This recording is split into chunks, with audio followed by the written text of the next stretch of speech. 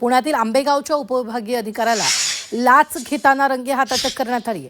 यामुळे जिल्ह्यात खळबळ उडाली आहे। उपविभागीय अधिकारी गोविंद शिंदे आणि कर्मचारी खैरनार यांना 50,000ची लाच घेताना लाचलुचपत प्रतिबंधक विभागाने रंगेहात अटक केली। संबंधित कामासाठी तक्रारदाराकडून त्यांनी लाच मागितल्याची माहिती लाचलुचपत प्रतिबंधक विभागाला मिळाली। त्यानंतर सापळा रचून ही कारवाई करण्यात आली।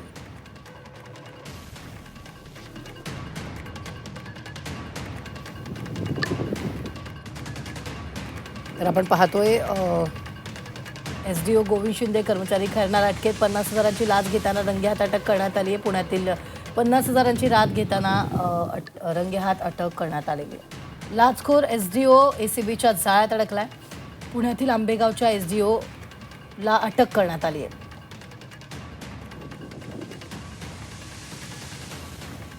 या संदर्भात ताजे अपडेट देतात आपले प्रतिनिधी।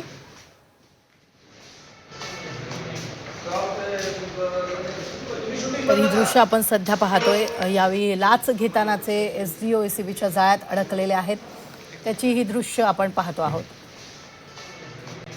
या संदर्भात ताजे अपडेट देत आहेत आपले प्रतिनिधी हेमंत चापुडे। हेमंत, 50,000ची लाच घेताना यांना अटक करण्यात आली।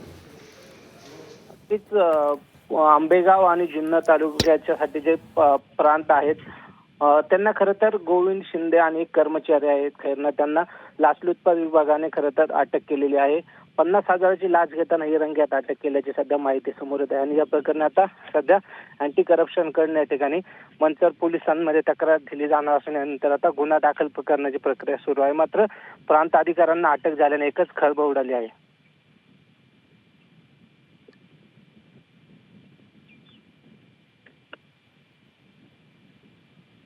ताजे अपडेट देण्यासाठी आम्ही वेळोवेळी तुमच्याकडून या संदर्भातले ताजे अपडेट घेत राहणार आहोत।